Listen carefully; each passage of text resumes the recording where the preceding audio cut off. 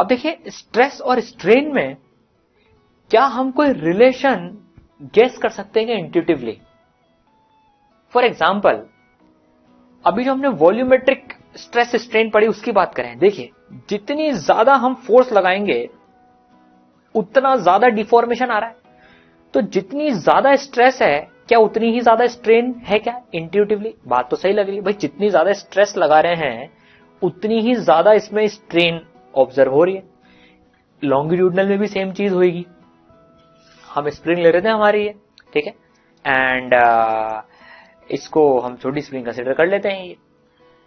अब देखिए जितनी ज्यादा हम फोर्स लगाएंगे, बेसिकली जितनी ज्यादा इसमें स्ट्रेस आ रही है, डेल्टा एल भी उतना ही ज्यादा हो रहा है। इनिशियल लेंथ तो सेम ही थी, तो स्ट्रेन भी उतनी ज्यादा आ रही है, तो इससे भी वही चीज ऑब्जर्व हो रही है, ठीक है।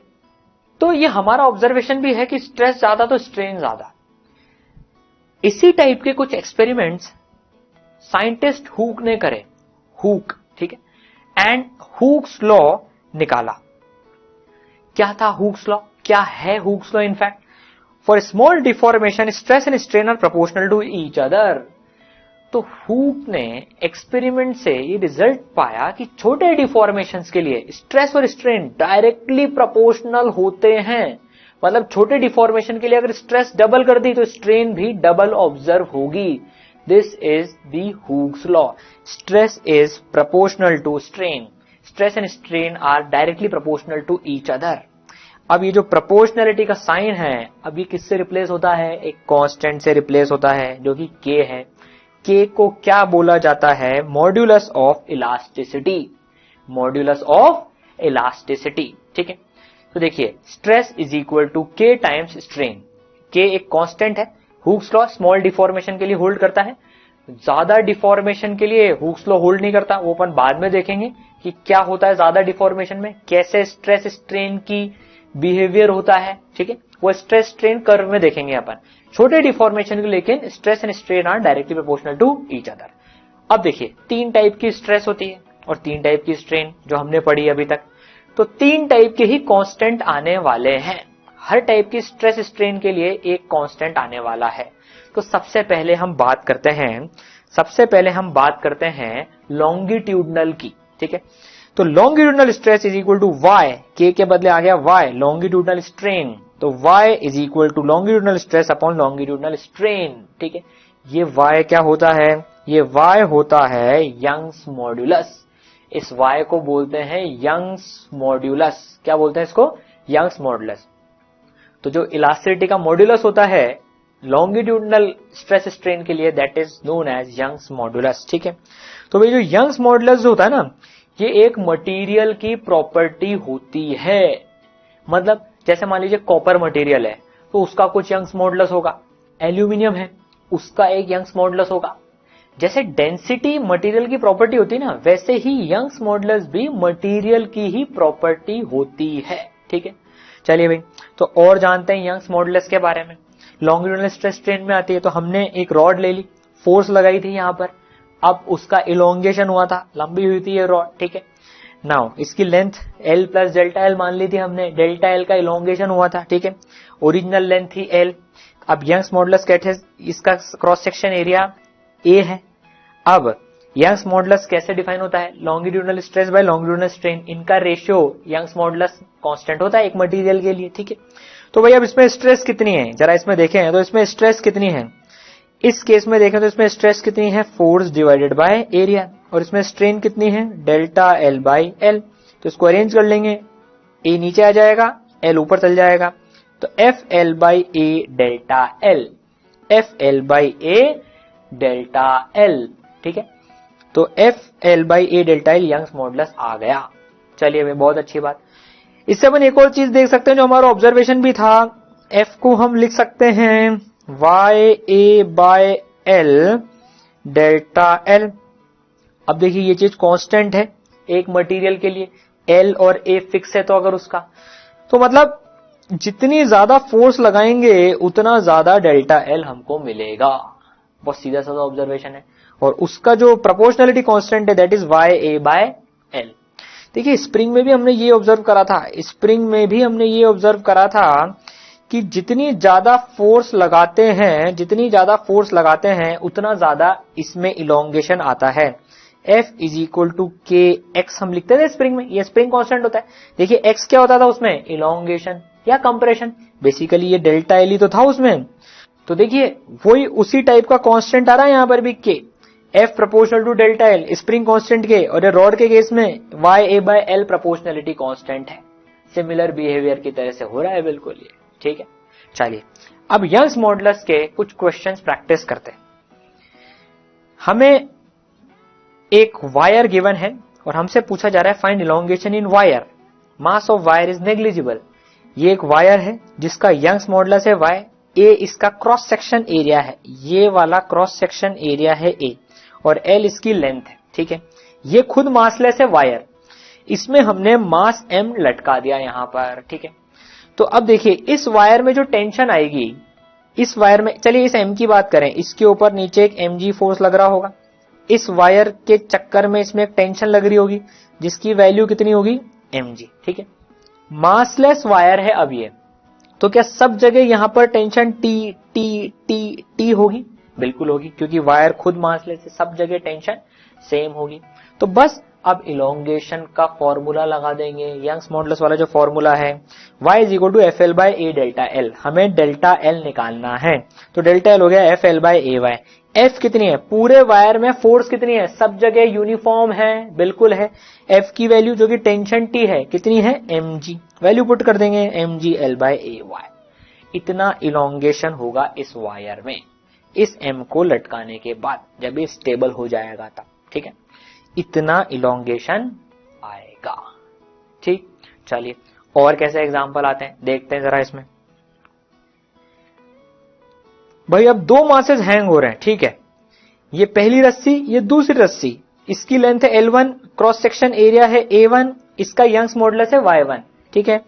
ये L2 की रस्सी है, इसका क्रॉस सेक्शन एरिया है A2 और इसका यंग्स मॉडुलस है Y2। हो सकता है अलग अलग मटेरियल के बने हुए, इसलिए Y1 Y2 दे रखे हैं हमको। पूछा क्या जा रहा है हमसे, अच्छा इसमें इलोंगेशन बतानी है और इसमें इलोंगेशन बतानी है, इसमें कितनी इलोंगेशन आएगी और इसमें कितनी इलोंगेशन आएगी। चलिए ट्राई कीजिए।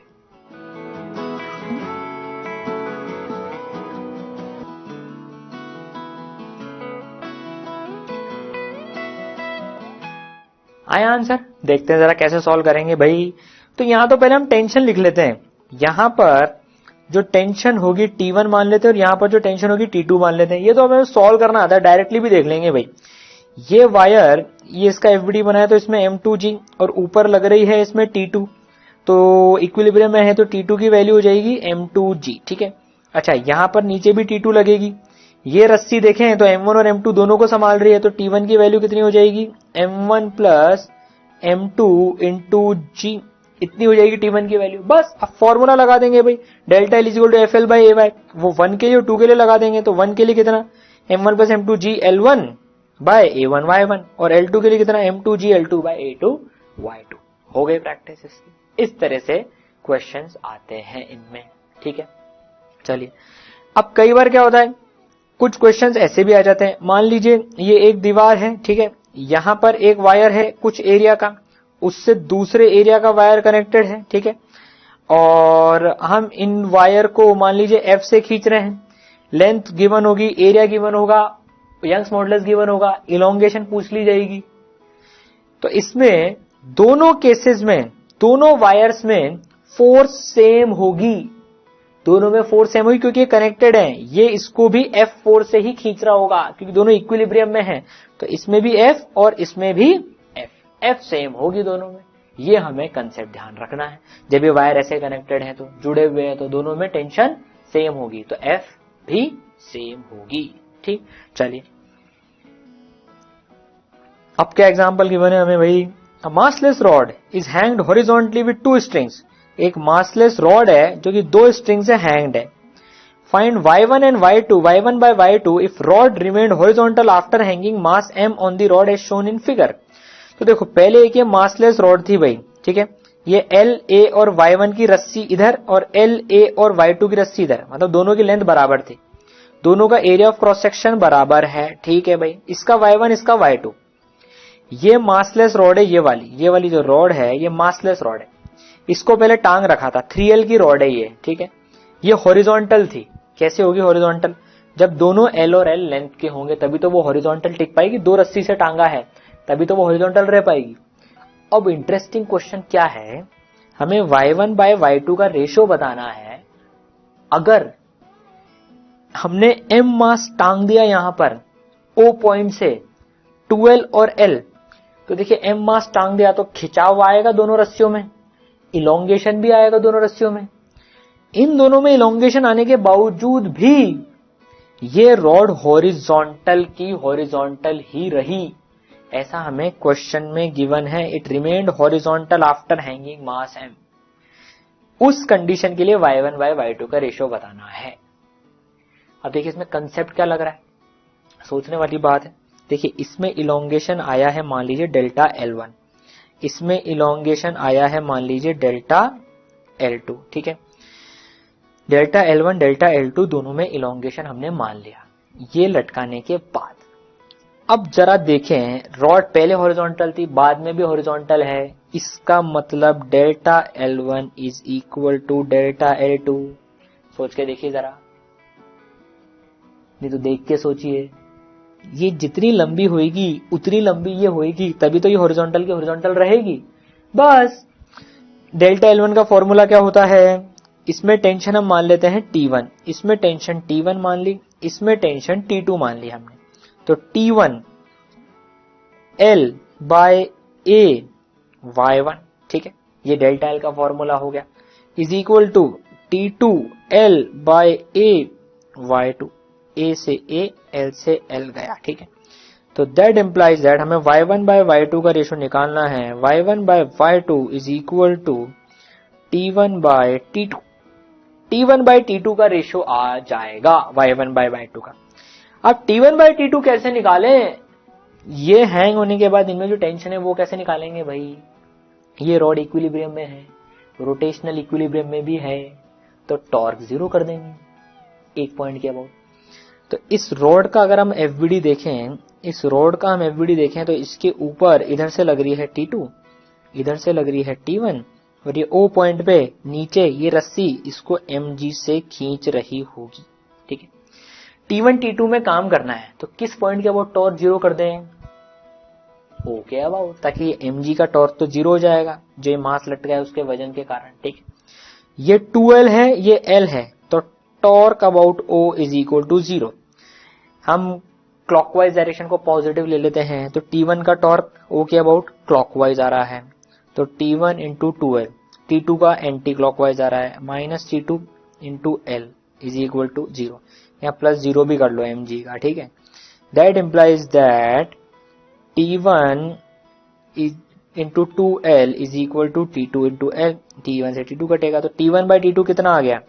T1 बाय T2 आ गया है 1 बाय 2, और यही हमारा आंसर है 1 bye 2। 1 bye 2 is y1 by y2। क्या कंसेप्ट? कैलकुलेशन तो हो गई, कंसेप्ट क्या? डेल्टा L बराबर है क्योंकि हॉरिजॉन्टल की हॉरिजॉन्टल ही रही रॉड, और टॉर्क 0 करके हमने टेंशन का रेशियो निकाल लिया, ठीक है। चलिए अब कुछ और बढ़िया क्वेश्चंस प्रैक्टिस करते हैं। क्या गिवन है हमारे पास में? String of mass m, length L is hanged as shown in the figure, find elongation in the string.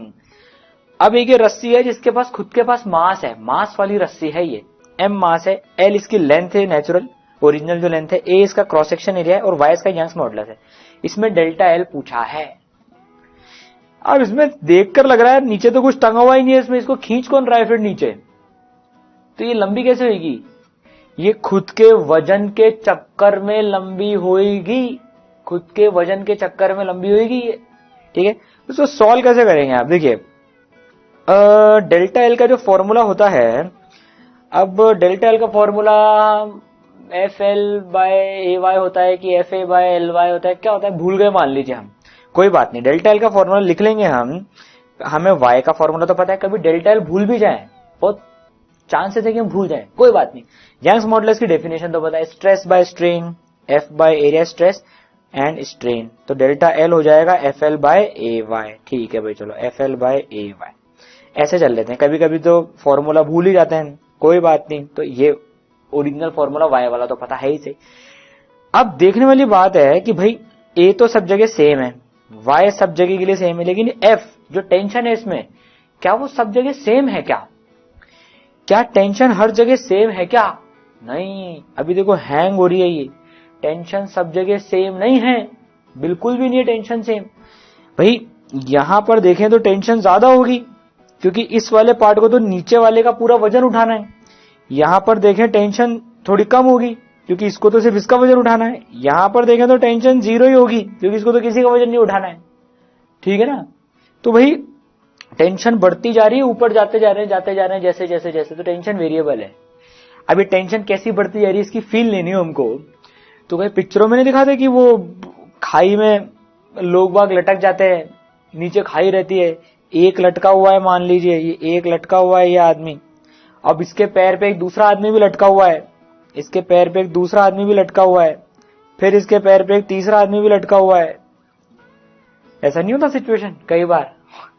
तो बताओ अभी सबसे ज्यादा जोर किसके हाथों पे आ रहा होगा? ये ऊपर ही ऊपर वाले के, नीचे नीचे वाले पे? ऊपर ही ऊपर वाले पे, क्योंकि इसको तो खुद का वजन प्लस नीचे इन तीनों का वजन, दोनों का वजन भी उठाना है। इसके हाथों पे थोड़ा सा कम आ रहा होगा और इसके हाथों पे तो सबसे कम आ रहा होगा, ठीक है ना। तो भाई इसी तरीके से इस केस में भी सबसे ज्यादा टेंशन यहां पर होगी, फील तो आ गई, लेकिन अब अपन थोड़ा सा इसको मैथमेटिकली कर लेते हैं सॉल्व। भाई इसमें एफ वेरिएबल है तो हमें इंटीग्रेशन करना पड़ेगा। अब देखिए, अब हम क्या करते हैं, एक्स डिस्टेंस की दूरी पर, ये एक्स डिस्टेंस नीचे से ले लिया अपन ने, ठीक है ना। एक्स डिस्टेंस की दूरी पर हम मान लेते हैं एक dx लेंथ का एलिमेंट मान लेते हैं हम, एक्स डिस्टेंस की दूरी पर एक dx लेंथ का एलिमेंट मान लेते हैं भाई हमें, ठीक है ना। अब ये dx लेंथ का एलिमेंट है, छोटी सी रॉड मान ली हमने, छोटी सी स्ट्रिंग मान ली, छोटा सा टुकड़ा। अब इस dx लेंथ में हम मान लेते हैं dl का इलोंगेशन आ रहा है, dl, इस dx में dl का इलोंगेशन आ रहा है। यहां पर मान लेते हैं हम टेंशन t है, t, ठीक है। लेंथ कितनी है इसकी? dx, a कितना है? a, y है y, ठीक है। t dx by a y, ठीक है ना। अब टेंशन लिखनी है अपने को यहां पर, ठीक है। ये x लेंथ है, यूनिफॉर्म स्ट्रिंग है, तो x लेंथ का मास कितना होगा जरा देखें तो, l लेंथ का मास कितना है? m, तो पर यूनिट का मास कितना हो गया? m by l, तो x का मास कितना हो गया? m by l into x। ये मास हो गया इस वाले हिस्से का। तो यहां पर टेंशन कितनी होगी? टेंशन इसको देखें तो टेंशन यहां पर जो होगी वो इस हिस्से को mg को बैलेंस कर रही है, तो जो टेंशन की वैल्यू होगी that will be equal to m by l x into G. तो वैल्यू पुटअप कर देंगे यहां पर, टेंशन की वैल्यू आ गई m by l x g dx a y, ठीक। अब बस इंटीग्रेट कर देंगे दोनों साइड, इंटीग्रेशन कर देंगे भाई यहां पर। तो dl, इसमें छोटा इंक्रीमेंट, इसमें छोटा इलोंगेशन, सारे छोटे छोटे इलोंगेशन बनते हुए ये डेल्टा एल बन जाएगा इसका इंटीग्रेशन। छोटे छोटे इलोंगेशन मिलके तो पूरे में इलोंगेशन देगा, तो ये तो डेल्टा एल हो गया। अब जरा इसका इंटीग्रेशन देखें भाई, टेंशन को अपन इधर लिख लेते हैं, टेंशन की वैल्यू है इधर लिख लेते हैं, चलिए m by l x into G, ठीक है। अब डेल्टा एल, इसका इंटीग्रेशन देखते हैं। देखिए तो ये जो कॉन्स्टेंट है बाहर निकाल लेते हैं, m by l a y g बाहर आ गया। x dx का इंटीग्रेशन, x का वेरिएशन 0 से लेकर l तक, 0 से लेकर l तक, तो ये कितना आ जाएगा? x स्क्वायर बाय 2, कहां से कहां तक? 0 से लेकर l तक, that is equal to mg by l a y l square by 2, ठीक है। तो ये कितना आ गया डेल्टा एल? जरा देखें तो अपन l से एक l कटेगा, mg बाय 2 इधर आ गया, a y, ठीक है, और ये l ऊपर आ गया। तो ये हमारा आंसर आ गया डेल्टा एल का, ठीक है। ये देखिए डेल्टा एल का ये आंसर आ गया हमारा। इसमें हमने इंटीग्रेशन क्यों करा? क्योंकि टेंशन हर जगह अलग अलग थी, ठीक है ना, इसलिए इंटीग्रेशन करना पड़ा। और जब सब जगह टेंशन सेम होती है तब तो फिर इंटीग्रेशन करना नहीं पड़ता है। इसमें क्या हम सेंटर ऑफ मास का कंसेप्ट यूज कर सकते हैं क्या? कि भाई देखिए ये एल लेंथ की है भाई, अगर हम इसमें सोचे तो ये एल लेंथ की जो रॉड है क्या हम इसमें सेंटर ऑफ मास का कंसेप्ट यूज कर सकते हैं क्या भैया? देखें तो सही जरा, ये एल लेंथ की है, यहां पर देखिए टेंशन कितनी है, यहां पर इस पॉइंट पे किसी को नहीं संभालना नीचे, तो टेंशन यहां पे 0 है, ठीक है। यहां पर टेंशन कितनी है, इसको तो पूरे mg को संभालना है, तो यहां पर टेंशन mg है, इसका सेंटर ऑफ मास बीचों बीच होगा, तो mg और 0 टेंशन देखिए लीनियरली वेरी कर रही है x के साथ में, टेंशन x के साथ में लीनियरली वेरी कर रही है, तो बीचों बीच जो टेंशन होगी वो mg/2 होगी, लीनियरली वेरी कर रही है। तो क्या हम पूरी की पूरी स्ट्रिंग में आंसर निकालने के लिए टेंशन उतनी मान लें क्या जितनी की सेंटर ऑफ मास पर है? सोच के देखिए जरा भाई, पूरे में एवरेज आउट करके हम सेंटर ऑफ मास में जितनी टेंशन है उतनी मान लें क्या? करके देख लेते हैं, सेंटर ऑफ मास में कितनी टेंशन है, mg/2, तो हम ये फॉर्मूला लगा देते हैं, पूरी रॉड में कांस्टेंट अज्यूम करते हुए कि centre of mass average out कर लेगा, तो भाई f के बदले क्या रख दें, mg/2 जो कि सेंटर ऑफ मास पे टेंशन है, इंटू l अपॉन ay। अरे यार, तो सेम ही आंसर आ गया, देखिए सेम आंसर आ रहा है, बिल्कुल सेम आ रहा है। ये सेम कैसे आ गया? टेंशन वेरिएबल है, फिर भी सेंटर ऑफ मास पे जितनी टेंशन है उतनी पूरी रॉड के लिए मानते हुए आंसर कैसे आ गया? सेंटर ऑफ मास से कैसे रिप्लेस हो गई ये पूरी की पूरी रॉड एल लेंथ की? ये समझने वाली बात है। ये आंसर क्यों आया? आ तो गया आंसर। देखिए, ये आंसर इसलिए आया क्योंकि टेंशन लीनियरली वेरी कर रही है एक्स के साथ। तो देखिए, सेंटर ऑफ मास का कंसेप्ट कहां काम करता है? जहां पर लीनियर वेरिएशन होता है। तो देखिए, लीनियरली वेरी कर रही है ये, इसके कारण से हम सेंटर ऑफ मास पे रिप्लेस कर सकते हैं। अगर मान लीजिए एक्स स्क्वायर होता है, ये बाय चांस कुछ ऐसा होता है एक्स स्क्वायर होता, फिर सेंटर ऑफ मास का कंसेप्ट काम नहीं करता।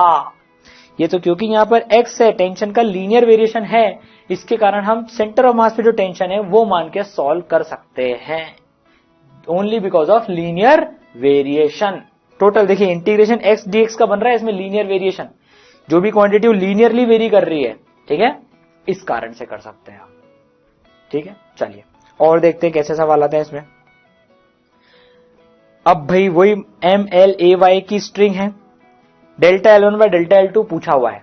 डेल्टा L1 क्या है? अच्छा, ऊपर की 1/4 रॉड में इलोंगेशन है डेल्टा L1, और डेल्टा L2 नीचे की रॉड L/4 में इलोंगेशन है। अब हमें ऑप्शंस भी गिवन है इसमें, तो delta L1 by delta L2 के 1 बराबर 0.5 2 7 1 हो सकता है आंसर। देखिए, ये भी L/4 लेंथ की है, ये भी L/4 लेंथ की है, दोनों बराबर बराबर लेंथ की है, दोनों का एरिया सेम है, वाई सेम है, दोनों का मास भी सेम है। देखें तो इसका भी m/4 है, इसका भी m/4 है, तो क्या सेम हो सकती है क्या? इच्छा तो हो रही है 1 मार्क कर दें, लेकिन सेम नहीं होगी। सोच के देखिए, खिंचाव ज्यादा कहां पर होगा? ऊपर ही ऊपर वाले में जो फोर्स होगी, जो टेंशन होगी, वो एवरेज इस टेंशन से ज्यादा होगी। सोच के देखिए, ये जो ऊपर ऊपर इस वाले हिस्से में जो टेंशन होगी, वो इस वाले हिस्से की टेंशन से तो ज्यादा होगी, डेफिनेटली ज्यादा होगी। तो 1 तो नहीं आएगा आंसर, इनफैक्ट 1 से बड़ा ही आएगा। अब वो 2 आ सकता है या 7 आ सकता है, तुक्का मार दें? नहीं भाई, सॉल्व कर लेंगे ना। अभी तो हमने देखा इसमें टेंशन लीनियरली वेरी कर रही है, तो सेंटर ऑफ मास का कंसेप्ट यूज कर लेते हैं। इसका सेंटर ऑफ मास L/4 वाले का कहां पर आएगा? L/8 पर। तो ये यहां पर टेंशन कितनी हो गई भाई? देखिए जरा, नीचे L/8 की स्ट्रिंग संभालनी है, तो M/L तो उसका M/8 ले लेते हैं भाई, M/8 तो उसका वजन हो गया इंटू G। ये टेंशन है इस हिस्से के सेंटर ऑफ मास पे, ठीक है। तो इसको सॉल्व कर लेते हैं भाई। अब तो डेल्टा L2 कितना हो जाएगा? FL, L कितनी है? L/4 upon AY। Centre of mass का कंसेप्ट यूज करें क्योंकि हमको पता है टेंशन लीनियरली वेरी कर रही है इस केस में, तो F की वैल्यू रख देंगे भाई। तो F की वैल्यू, टेंशन जो है M/8G L/4, और ये हो जाएगा AY। ठीक है, चलिए, बहुत अच्छी बात। ठीक है, यहां निकालें इसका सेंटर ऑफ मास L/8 दूरी पर, नीचे कितनी रस्सी हो गई, और ये नीचे और कितनी रस्सी है यहां पर? ये L/4 भाई, नीचे की पूरी लेंथ निकालनी ना, कितना वजन संभाल रहे हैं टेंशन निकालने के लिए। तो ये तो L/8 तो ये हो गई, L/4 का आधा, और नीचे कितनी है? 3L/4 हो गई है। तो ये दूरी कितनी हो गई टोटल मिला के? देखें, ये दूरी L/8 प्लस 3L/4, तो भाई L/8 plus 3L/4 that is 6 + 1 7L/8। तो यहां पर जो टेंशन आ जाएगी, 7m/8g, क्योंकि 7L/8 का मास 7m/8g होगा। ठीक है, तो भाई वैल्यू रख देंगे अब इसमें। डेल्टा L1 कितना हो गया, यहां पर सॉल्व कर लेते हैं भाई। डेल्टा L1 कितना हो गया, F के बदले आ जाएगी 7m/8g, L के बदले L/4 क्योंकि L/4 लेंथ की है, अपॉन AY। डिवाइड कर लेते हैं भाई। डिवाइड करेंगे तो AY से AY कटेगा, mg से L/4, mg से L/8 से 7:1 आंसर आ गया। देखिए 7:1 आंसर आ गया। इंटीग्रेशन से भी निकाल सकते हैं। जो पहले इंटीग्रेशन पढ़ा था उसमें x की लिमिट इसको निकालने के लिए यहां से नापें तो 0 से L/4 ले लेंगे अगर इंटीग्रेट करना है तो, और इसके लिए जो लिमिट होगी इंटीग्रेशन की, यहीं से नीचे से x नापेंगे तो इसके लिए जो लिमिट होगी 3L/4 से L हो जाएगी। वो भी सेम आंसर ही देगा, इंटीग्रेशन से करेंगे तो भी सेम आंसर ही देगा। ट्राई करके देख सकते हैं, बिल्कुल सेम आंसर ही मिलेगा। ठीक है, अब क्या क्वेश्चन है भाई हमारे पास में, डेल्टा L निकालना है। ये एक रॉड है MLAY की, यूनिफॉर्म मास की रॉड है। ठीक है, F फोर्स लग रही है एक साइड, डेल्टा L निकालना है। ये तो क्वेश्चन ही हमको गलत लग रहा है। एक साइड की फोर्स कहां गई, एक साइड की तो फोर्स गिवन ही नहीं है। ये क्वेश्चन ही गलत लग रहा है हमको तो। नहीं भाई, ये क्वेश्चन गलत नहीं है। एक साइड है तो क्या हुआ, स्मूथ सरफेस पे रखी हुई है ये भाई। ठीक है ना, तो अब स्मूथ सरफेस पे रखी हुई है तो इसका एक्सेलरेशन होगा, टेंशन वेरिएबल होगी सब जगह। अरे भाई अगर इधर भी फोर्स लगा देते हैं हम, तब तो बिल्कुल सिंपल सा डेल्टा L FL/AY आंसर ही आता है। इसमें टेंशन हर जगह अलग अलग होगी, एक्सेलरेट करेगी ये पूरी। तो भाई इसका एक्सेलरेशन क्या होगा, देखें भाई सॉल्व करते हैं। तो इसका एक्सेलरेशन होगा F/m, ये इतना एक्सेलरेट होगी। अच्छा, हर जगह टेंशन अलग अलग होगी, बिल्कुल अलग अलग होगी। तो अब बस हम सॉल्व कर लेते हैं। अब सेंटर मास का कंसेप्ट काम करेगा क्या, पहले चेक कर लेते हैं कि टेंशन लीनियरली वेरी कर रही है नहीं कर रही है, तब जाकर सेंटर मास का कंसेप्ट लगाएंगे इसमें। ठीक है ना, तो भाई x डिस्टेंस पे देखें तो dx लेंथ का एलिमेंट ले लिया। ठीक है, अब यहां पर हमें टेंशन निकालनी है। ठीक है, तो भाई अभी यहां पे टेंशन हमको निकालनी है। तो देखिए यहां पे जो टेंशन T होगी ना, वो इस x डिस्टेंस वाले हिस्से को आगे खींच रही होगी। ये जो टेंशन एक्सपीरियंस कर रहा होगा भाई, इस पे जो टेंशन इधर से लग रही होगी, ये जो टेंशन एक्सपीरियंस कर रहा होगा वो कितनी कर रहा होगा। देखें जरा, यहां पर जो टेंशन जो आगे वाले जो इस एलिमेंट को खींचने में काम आ रही होगी। ठीक है, ये इस एलिमेंट को, x डिस्टेंस के एलिमेंट को टेंशन तो खींचेगी। इस x का मास कितना होगा, m/L इंटू x, और टेंशन कितनी हो जाएगी, m इंटू a। क्या बात है, देखिए तो भाई अब a की वैल्यू F/m डाल देंगे तो m/L x इंटू F/m। ठीक है, तो m से m कट गया, that is equal to F/L x। Tension की वैल्यू आ गई, लीनियरली वेरी कर रही है क्या, यस। तो सेंटर मास का कंसेप्ट काम कर जाएगा, इंटीग्रेशन भी करेगा, सेंटर मास का भी कर जाएगा। तो भाई बीचों बीच L/2 की दूरी पर सेंटर मास L/2 पे होगा।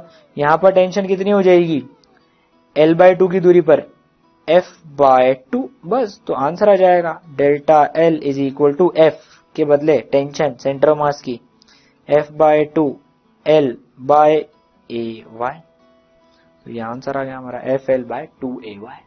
लॉजिकल भी लग रहा है, बिल्कुल लॉजिकल लग रहा है। देखिए FL/AY से कम आया है आंसर, हाफ आया है उसका।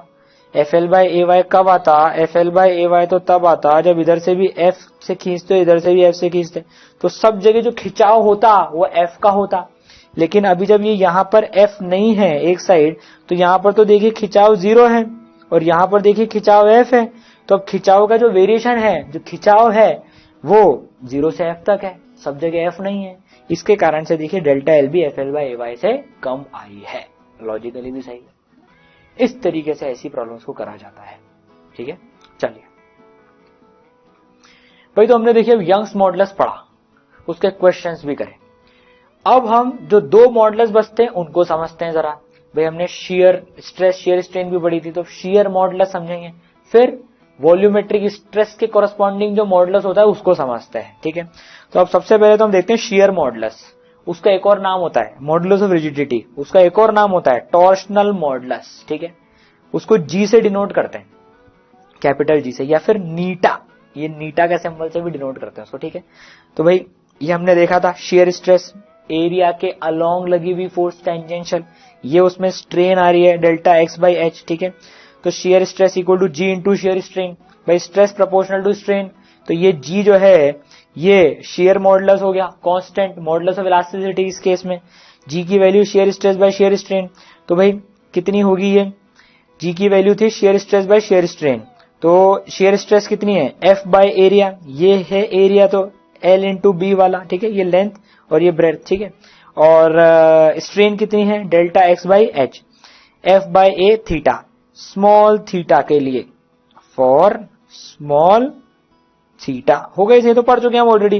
डेल्टा एक्स बाई एच क्या है, टेन थीटा था, ये तो क्या था, ये टेन थीटा, और स्मॉल के लिए टेन थीटा जो है, ये जो एंगल है दैट विल बी थीटा, ठीक है। इस तरीके से सॉल्व करा जाता है, वैल्यूज गिवन होंगी, कर लेंगे सॉल्व, आता है हमको शियर मॉडुलस का सॉल्व करना, ठीक। चलिए अब हम देखते हैं बल्क मॉडुलस। ये बल्क मॉडुलस क्या है, volumetric stress equal to B times volumetric strain, this B is bulk modulus.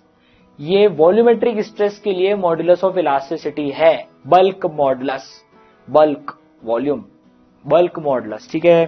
तो भाई volumetric stress upon volumetric strain, क्या सीखा था हमने इसमें, एक ऑब्जेक्ट है, ठीक है, हमने मान ली इसकी वॉल्यूम है v, ठीक है। अब इस पे हम कुछ फोर्सेस लगाते हैं, करा था हमने काम, इस पे फोर्सेस लगाते हैं जिसके चक्कर में इसकी वॉल्यूम कम हो रही है, ठीक है। कितनी कम हुई इसकी वॉल्यूम, डेल्टा v वॉल्यूम इसकी कम हो गई, तो भाई बल्क मॉडुलस क्या डिफाइन हो जाएगा, minus of delta p upon delta v by v। भाई ये स्ट्रेन जो है ये तो डेल्टा v बाय v हो गई, और स्ट्रेस जो है वो हमने देखा था ये df है यहां पर, और df by da force upon area, pressure. तो डेल्टा p क्यों आया, पहले तो ये समझ रहे हैं। दूसरी बात, ये माइनस किस बात का आया भैया डेफिनेशन में, काहे बात का माइनस आया, ये दोनों समझते हैं। सबसे पहले देखते हैं डेल्टा p क्या है। डेल्टा p है एक्सेस और additional pressure which caused delta v, ये वो एडिशनल प्रेशर है जिसकी मदद से वॉल्यूम में चेंज आया है। देखिए समझेगा इस कंसेप्ट को, बहुत इंपॉर्टेंट है ये। देखिए हमने हमारा ये ऑब्जेक्ट लिया था, ठीक है ना, अभी बताइए हमने इसके ऊपर फोर्स लगाई, ये प्रेशर एक्सपीरियंस कर रहा है, तो इसके चक्कर में इसकी वॉल्यूम कम हो गई। अभी ये ऐसे पड़ी हुई है, बताइए ये कुछ प्रेशर एक्सपीरियंस कर रही है, नहीं कर रही है, बॉल जीरो कर रही है क्या, नहीं, 1 एटमॉस्फेरिक प्रेशर तो एक्सपीरियंस कर ही रही है, ये 1 एटमॉस्फेरिक प्रेशर तो है ही सही। क्या 1 एटमॉस्फेरिक प्रेशर के चक्कर में वॉल्यूम चेंज हो रही है क्या, नहीं हो रही है।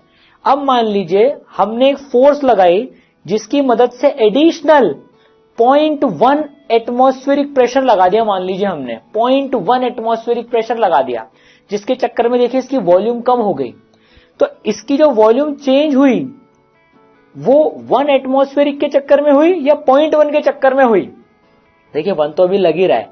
इसकी जो वॉल्यूम में चेंज आया वो एडिशनल प्रेशर के चक्कर में आया है, इसलिए डेल्टा P जो है वो एडिशनल प्रेशर है, एक्सेस प्रेशर है डेल्टा P। ये जो डेल्टा P है this is excess pressure, not pressure.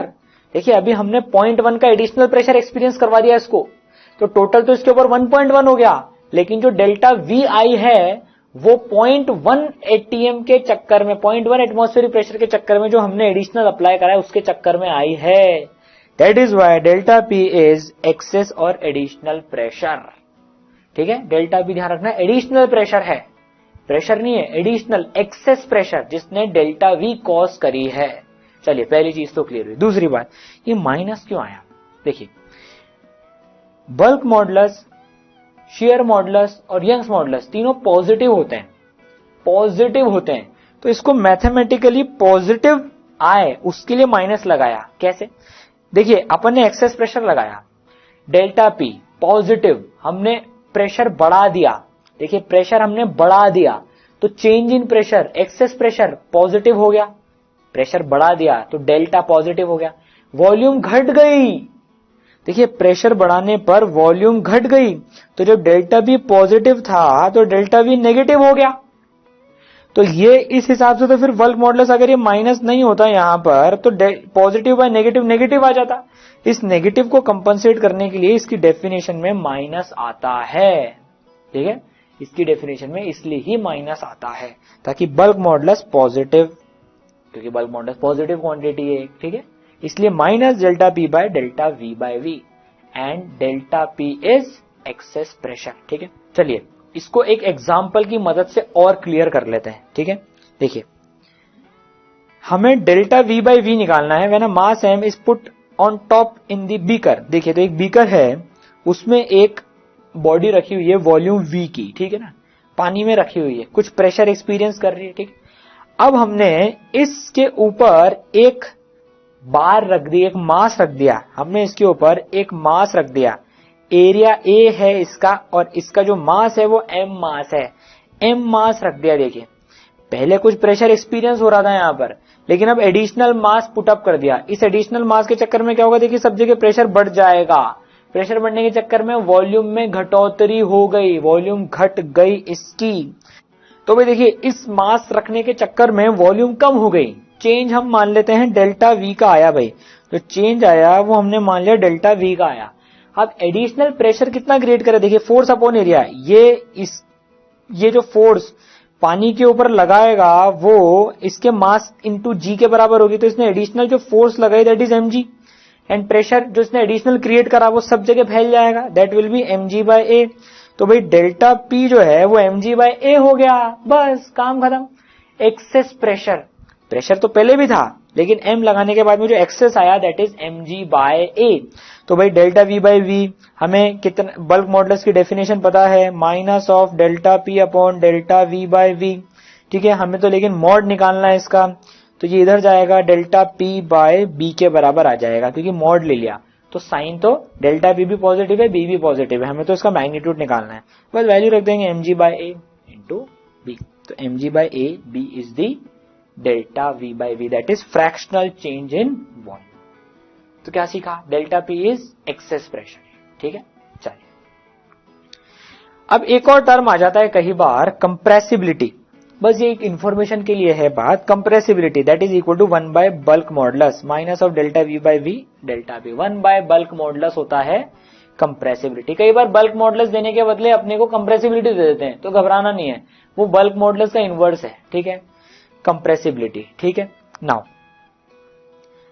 एक और टर्म आता है यूज में कई बार, poisons ratio.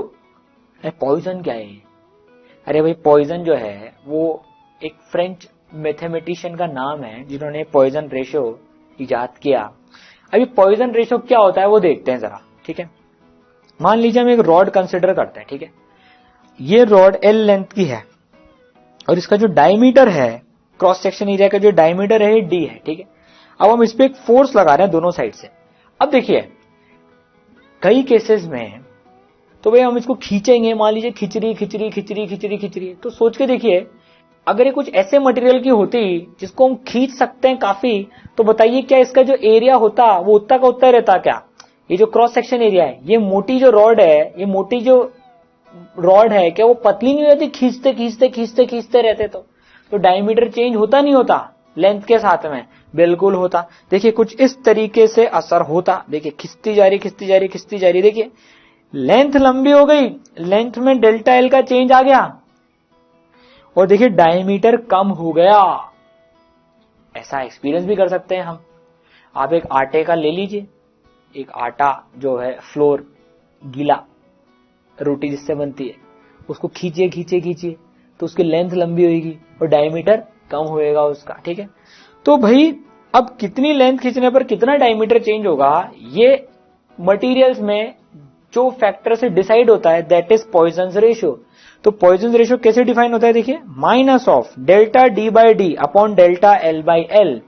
What is delta D, what is D? Diameter of cross section and L is length. तो ये minus of fractional change in diameter upon fractional change in length होता है। ठीक है, अब ये माइनस क्यों? वही कहानी, पॉइजन्स रेशियो पॉजिटिव करना है। देखिए लेंथ लंबी होगी तो ये टर्म पॉजिटिव होगा। अब लेंथ लंबी होगी तो डायमीटर घटेगा, तो ये टर्म नेगेटिव होगा, ठीक है। इसलिए इसको पॉजिटिव रखने के लिए ये माइनस लगाते हैं यहां पर, ठीक है। तो minus of delta D by D upon delta L by L, तो इसको सिग्मा से डिनोट कर रहे हैं। तो पॉइजन रेशियो किससे डील करता है? Deals with corresponding change in diameter with change in length. Length के साथ डायमीटर का क्या चेंज आ रहा है वो पॉइजन रेशियो से डिटरमाइन होता है, ठीक है।